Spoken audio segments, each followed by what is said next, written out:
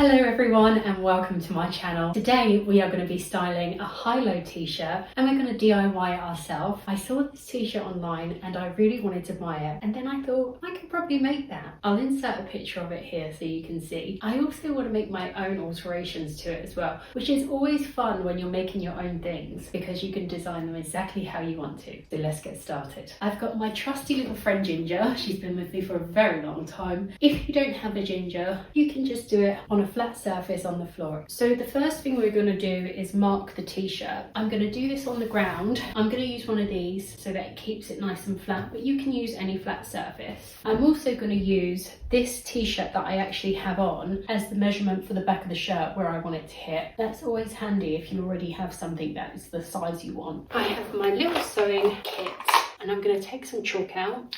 If you don't have chalk, you can use pencil, or there are special fabric pens that when you iron over them, they disappear. I'm just going to make one mark here so I know where I want the line to be. Then I'm going to take my ruler and I'm going to use that line as my marking.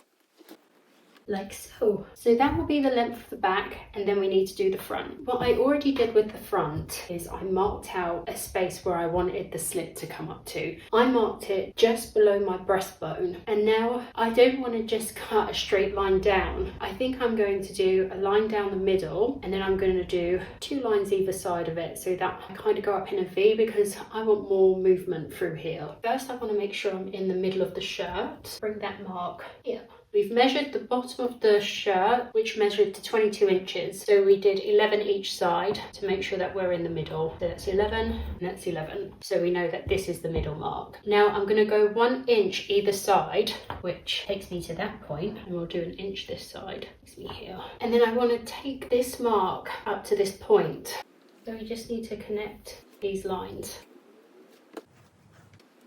As you can see, trial and error, but I've got my main lines that I want to get. So now I'm going to cut those. I'm going to cut my t-shirt on Ginger. And again, if you don't have a mannequin, you can always cut it on a flat surface. Firstly, I'm going to go up the front.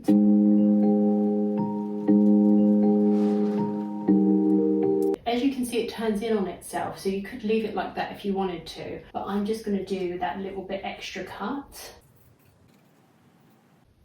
And that is the second side done, so I just got more of an opening at the front now, and I like that more. Let's turn Ginger around. This part is pretty easy. We are going to cut up the seam and then across and down the seam, and I'm going to cut it so that I leave the seam intact. So I'm going to cut to one side of the seam.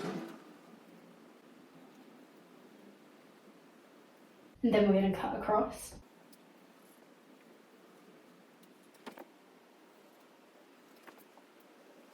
And then we're going to go down this seam.